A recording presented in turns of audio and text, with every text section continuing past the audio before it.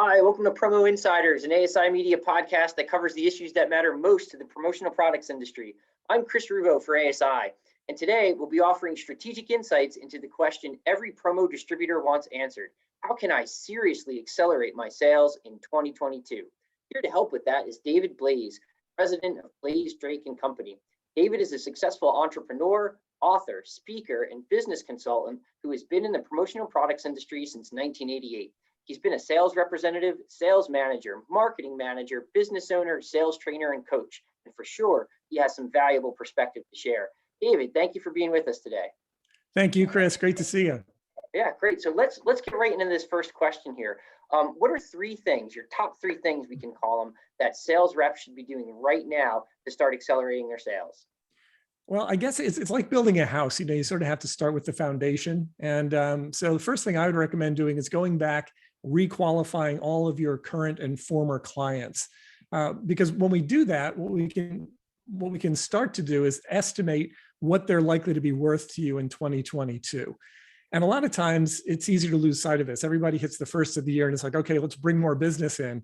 But if you start with that foundation, that'll tell you, okay, well, I think some of them are going to do less. I think some of them are going to do more. I think I'll probably on average do about what I did last year with them, or maybe I'll do a little more. You'll have some sort of estimate. You say, okay, well, I don't think that company is coming back. So you'll have some sort of idea. So that would be the first thing, is to go back, requalify all of your current and former clients so you can get an idea of what they're going to be worth. Second and that thing obviously helps you. It's all about prioritization, right? It's helping you prioritize where to focus your efforts.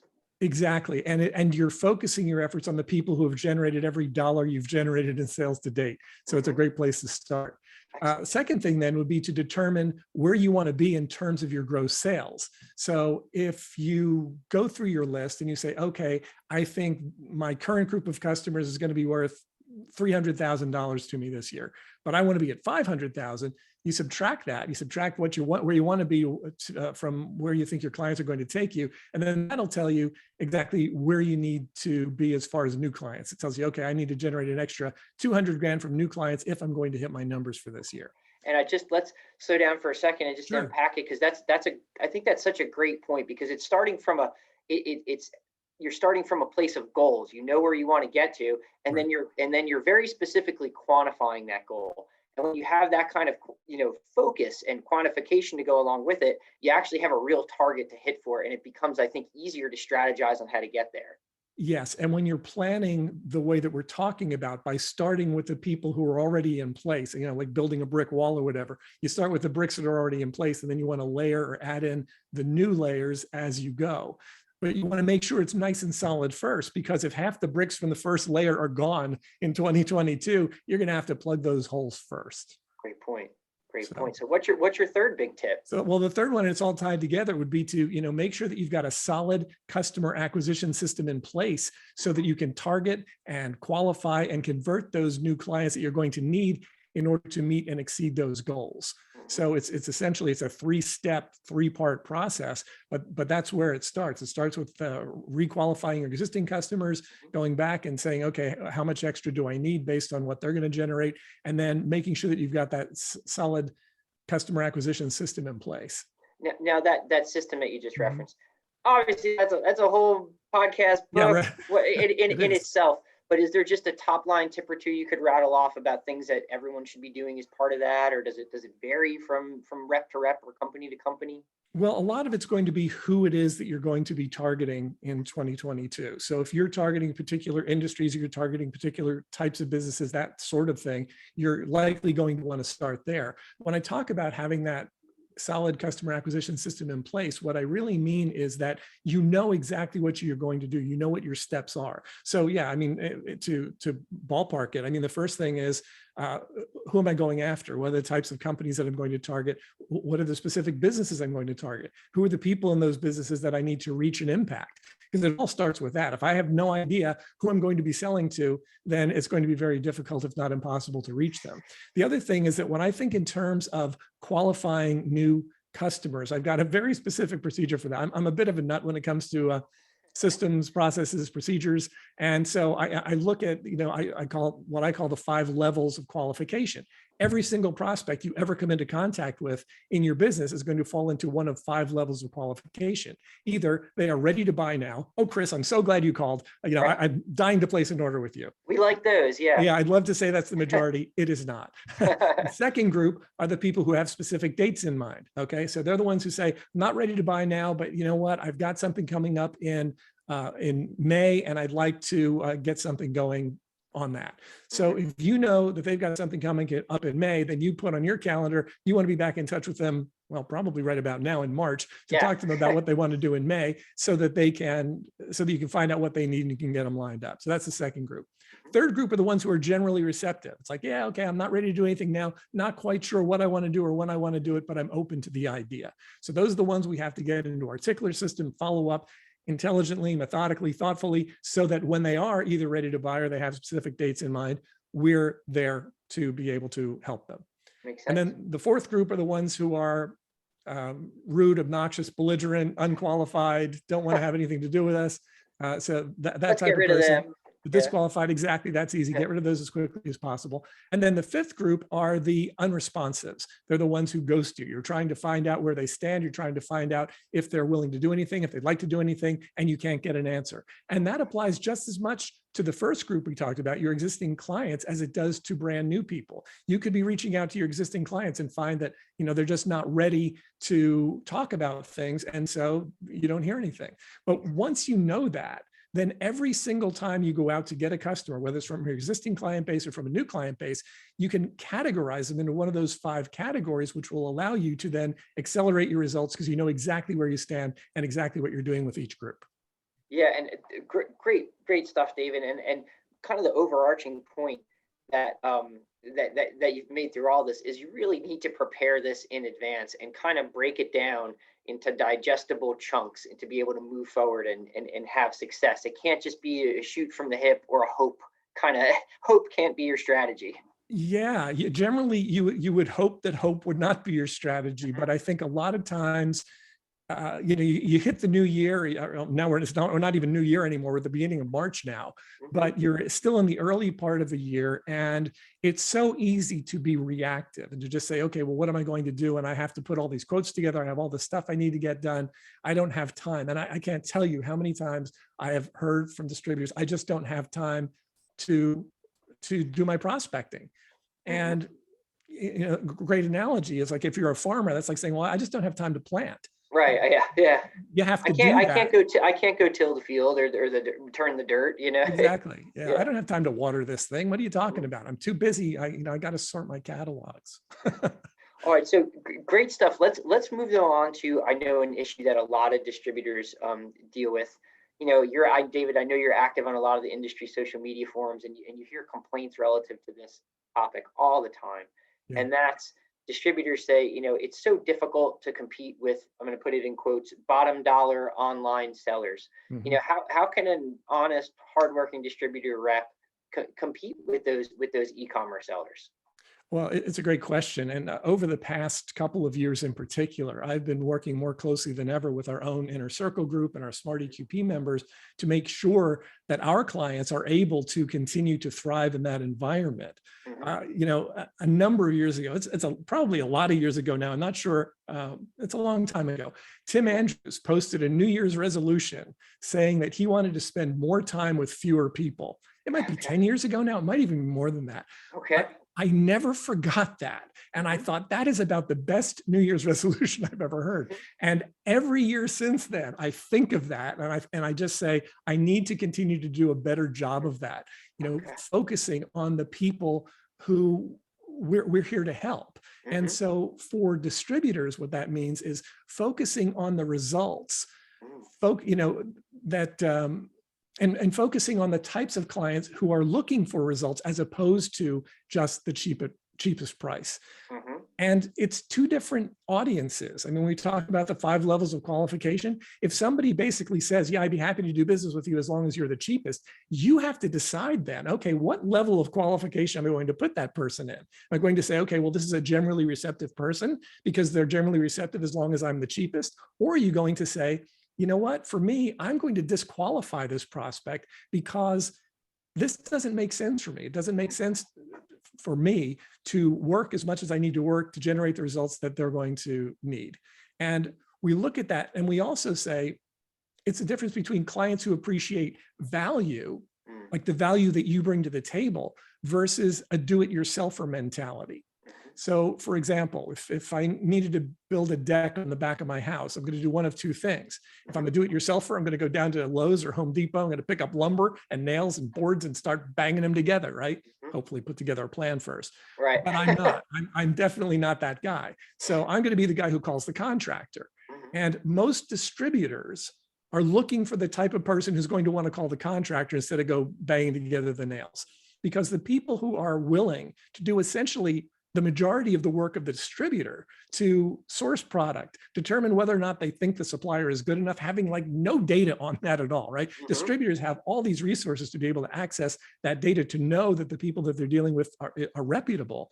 Online, you just don't always know that. So I think for a lot of distributors, it's a matter of sowing the seeds of doubt to some extent to say, hey, look, I'm a human being. If you have an issue with this order, I'm here for you. I'm going to take care of this for you. You order it online. It's still the Wild West. You just don't know what you're going to get. So I think to some extent, it's a matter of doing that, sowing the seeds of doubt. And when it comes to pricing itself, particularly with the clients that I work with, I'm like, okay, you know, if you need to be competitive on price, sometimes that's one thing, right? And we all have to do that at some point. Sure. Yes. It's a free market system. Everybody gets to decide what they're going to charge for stuff. And so that's the case. But I think a lot of people tend to default to, well, these guys are cheap, I'm going to just try to match the price. And that is, you know, the rush to zero margin is not a game you're ever going to win. You can't out Walmart. And so you want to make sure that you're interacting with people who understand and appreciate the value you bring to the table, and then, you know, to service them as well as possible. Yeah. And then really delivering that value, really making sure that you are that consultant, I think is the term we hear so often in what you do. And again, just keeping with the theme of strategizing in advance, I really want to emphasize that, because you've hammered home the importance of it. If you're being strategic about how you think about your clients, you can say, okay, these are the types of folks who really maybe, you know, I had them at some point, but you know, they're really only interested in price. They don't necessarily need me. Can I maybe be redirecting my efforts and getting more business from, say, this particular client who has maybe some needs that I'm not meeting, but do have the capabilities to meet, and they like me and they like the value that I bring, and they want me to come up with solutions for them. So it's I think that's what you want to focus on. Yeah, and when you're going through the steps we outlined up front, where you're looking at your existing customer base first, you may want to say, okay, how many people in that group are no longer really a good prospect for me? They're no longer worthy of my time and attention. And if I were to focus my time and attention on the people who actually are looking for someone like me, how much more could I generate for them and for myself? Great point.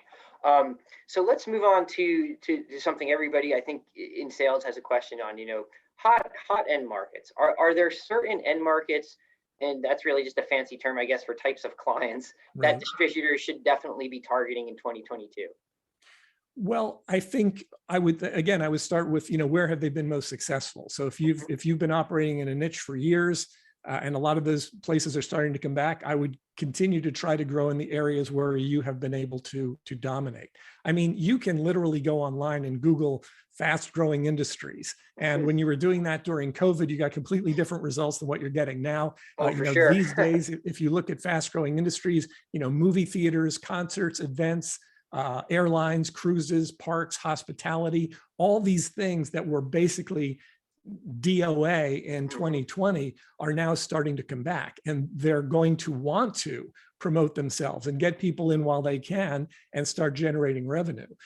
Once again, everyone you come into contact with doesn't mean that they're all going to be doing it. Not every park is going to do it. Not every cruise line is going to do it, but there are going to be some that are. And that's where our qualification procedure comes in. If you've got that qualification procedure down, you can talk to 10 different people in the concert and event space, and maybe one of them's ready to go now, and maybe 3 of them might do something over the next 6 months, and maybe 7 of them are completely, I don't know if I did my math right there, I'm not counting it in my head, but maybe 7 of them are just going to be, they're not going to have anything to do with you. They're going to fall into those other categories. And that's fine, because if you can go after 10 and get 3 or 4 of them into your pipeline for current or future sales, that's really about the best you can accomplish. Yeah, it's fantastic strategy. So want to hit another topic here that I it seems like is maybe an issue for some, but not all. And it starts with actually a good thing. And the good thing is that demand for what we do has bounced back in a big way. Yes. ASI, we just released some data that distributor sales collectively increased about 12% in 2021. That's, I mean, Nice. that is, can't overemphasize what a huge bounce back that is Yeah. for the industry, and a testament to how hard everybody worked last year and is continuing to work. But with Yeah. that, some folks are having trouble managing workloads and kind of prioritizing things. So do you have some strategies for best managing that heavy workload, for time management, I guess you could call it? Yeah. And, it's interesting. You talk about 12% growth, double digit growth. It's like anybody hears that, it's like, oh, double digit growth. We haven't Yeah. seen that in a while. Yes. We're in a mature industry. Mhm. And so what tends to happen is, year over year, people have conversations like, okay, well, I'm trying to grow my sales incrementally or whatever. But also every year, there are people that I talk to who are like, look, I want to knock it out of the park. What do we need to do? Mhm. And those are the people that I love working with because they can see beyond it. Now, when you're in a market that is growing at 12% anyway, that's just like it's rocket fuel underneath Yes. whatever you're doing proactively. But, getting back to your question, time management, literally, I just released a podcast today on that subject of top secrets. And it's called How to Get It All Done Without Doing More. And the whole idea behind that is, my view has always been that more is never the solution to too much. In Mhm. other words, Nice. so many times I have distributors come to me and they're like, okay, I'm doing this and I'm doing this and I'm doing this, I'm doing this. What do I need to do to get my sales in gear? And it's like, okay, well, first we need to step back and we need to look at what exactly is happening that Right. maybe doesn't need to happen at all. Let's get rid of that stuff first, because piling on is not the answer. So often people are like, they want to learn the 50 new things that they have to do on social media or whatever the current buzzword is, whatever the current hook is, the current thing is. And 9 times out of 10, it's not what they need to be doing or should be doing. And right now on social media, there are experts that will tell you about whatever it is that they're the expert in. That's the thing that you should be doing, right? So Right. it's getting clients on Facebook, or it's getting clients through LinkedIn, or it's Clubhouse, or it's whatever, and TikTok. You can get 10,000 followers on TikTok in 15 minutes if you start now. It's like, okay, are any of them going to buy anything? Again, it's back to those 5 levels of qualification. It's very true. My two older kids have literally thousands and thousands on TikTok, and I think it just like happened in a few nights. It's not too hard to do, but is that leading to anything? Yeah. Right. And are you going to be doing the dancing stuff? You know what I mean? Yeah. As an industry professional, what are you going to do on there? I don't Right. think Good point. the funny dances and pointing to the signs and doing all this stuff that some people can do with great gusto on Instagram or on TikTok, and people love it. I don't know. And if you can do it and if you can generate customers from it, that's fine. Go for it. Yeah. But It's not for everyone, is your point. Right. It comes back to the strategy. I'm not saying don't do TikTok. What I'm saying is you need a strategy for that too. And the strategy you need has to be about attracting the types of clients who actually appreciate the value you bring to the table and getting them to connect with you. I've been doing a lot of stuff in our inner circle group recently about a topic. It's like a fusion method. I refer to it as a fusion method. And the fusion method is basically saying, okay, how do you take people from social media and how do you connect that to a sale? Because if you're just posting on Facebook, and I know so many distributors are just posting on Facebook, they're posting all the time, they're paying other people to post for them. And I'm like, well, what are you getting from it? Well, not much. And it's like, okay, well, that's a strategy problem, right? The tactic may be fine, but it's a strategy problem. Who are you connected to? You got to look at it and say, who am I connected to? Because if I'm putting all this great content out to, people who gave me goofy nicknames in grade school and high school, they're not going to buy anything, right?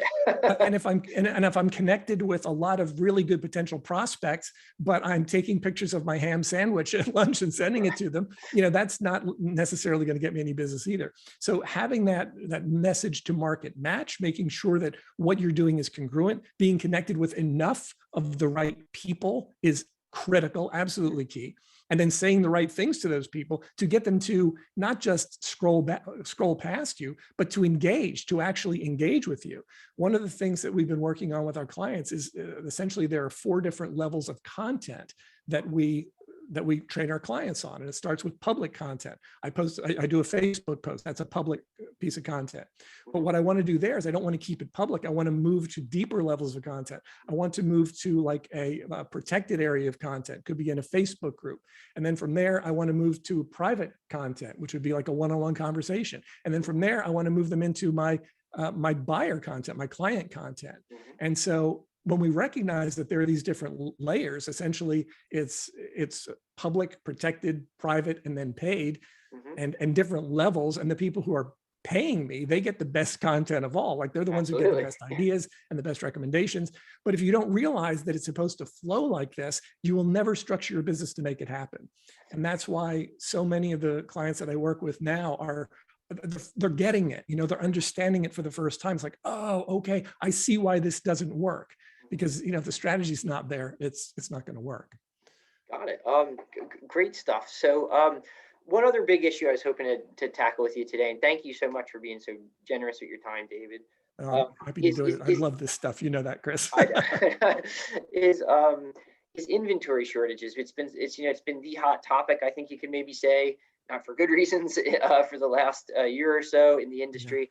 Yeah. And I'm just wondering, what best practice you're advising, say, distributors that you work with on a consultant basis to do to address that. Obviously a lot of it is out of the distributor's hands, of course, but there are things that the distributors can do. What do you advise? Okay, well, one of the things that I see a lot of distributors doing that I would advise against is complaining about the fact that there's not inventory for the product they want, because that just, it doesn't accomplish anything. One of my very favorite quotes of all time is from a woman named Byron Katie. And she said, whenever I argue with reality, I lose, but only 100% of the time. Yeah. And I feel like that quote applies so perfectly to what we're dealing with in the industry right now. Because if you look at it, there are some things that are not available right now. They're overseas, or they're on the water, or they can't get through customs, or obviously with everything that's going on in the world, there are lots of reasons that things are not here. I'm not getting into any of that.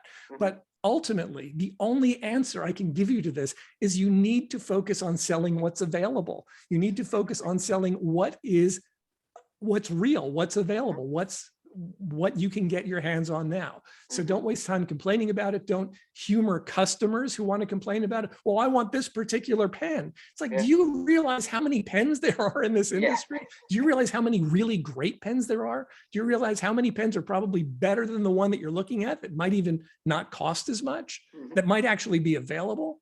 So I think one of the things that we get stuck in as distributors is we make the mistake of thinking that when a customer says, I want this pen, that they want that pen. Right. And 9 times out of 10, if you say, well, listen, that one's not available, but here's one, it's even better, it's whatever, and a similar price, most of them are going to say, oh, okay, yeah, that's great.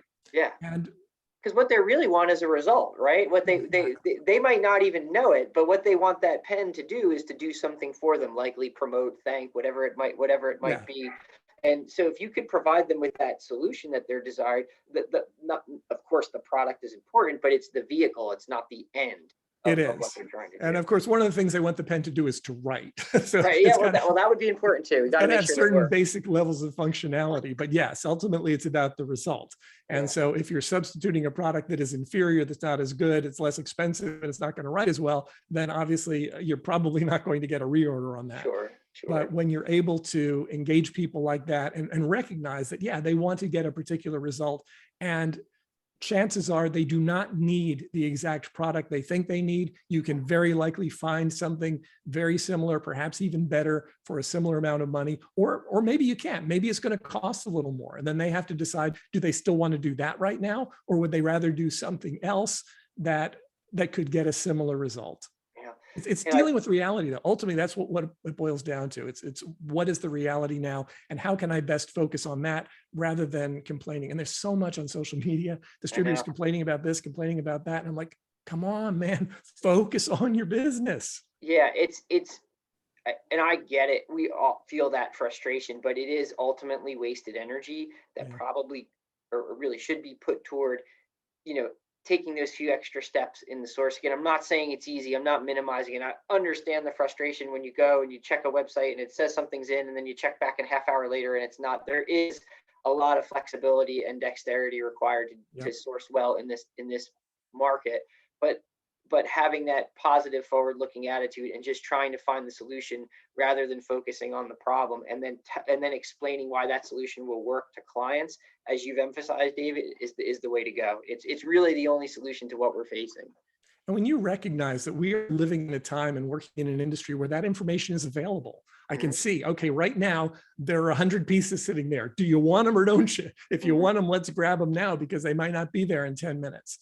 I mean, when I started in this industry, we didn't have anything close to that. Mhm. Great point. All right, so listen, David. Just final thoughts or takeaways. There's been a ton of stuff we went through here. I think all of it's extremely valuable for people who are trying to pick up their sales. Is there one or two top items you really want folks to walk away with? I think for most distributors, the key thing to focus on right now is that you are not going to hit your sales goals by accident.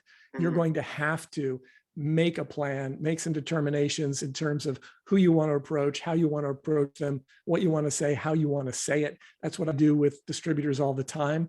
So if I get self-aggrandizing, if you go to topsecrets.com, we've got a free newsletter, we've got podcasts, we've got all kinds of free resources, uh, promo sales hiring guide, teach you how to, I mean, free stuff that you can Mhm. go and you can look at. We've got webinars, all kinds of things. Our full-time job is helping distributors to increase their sales, improve their profit margins, and grow their businesses. And like I said, it's not going to happen by accident. This hybrid approach that I've been talking about is really where I believe the industry is moving to say, okay, how do I translate a post on social media into a client? How do I connect the dots between those two things? Mhm. And that's another thing that doesn't happen by accident. Doing more of the wrong thing is not going to get you the result. You've got to have a plan. You've got to be able to say, okay, what are the steps and how am I going to get them there? How am I going to get them from a post on social media into a sales conversation? And there are very specific things we can do that. And that's what I work with my clients all the time. Hey, so be strategic, be intentional, and if you're feeling a little lost at sea, recognize that there's a lot of resources. Your company being one of them, and the content you provide to go and get help. So David, thank you so much for being with us today. We really appreciate it. That's David Blaise of Blaise Drake and Company. Thank you, David. Thank you, Chris. Appreciate it.